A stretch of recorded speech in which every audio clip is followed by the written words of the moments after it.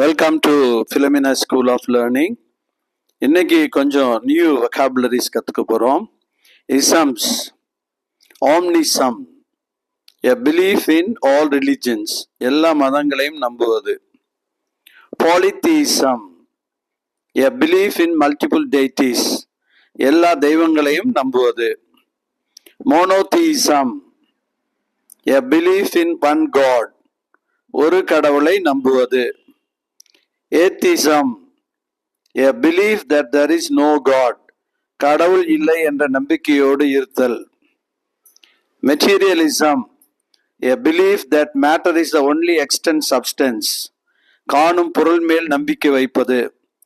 Hedonism, a belief that pleasure is the highest good, இன்பமாயிருப்பதே என்பதை நம்புவது. Rationalism, a belief that reason is the fundamental source of knowledge, பகுத்தறிவு.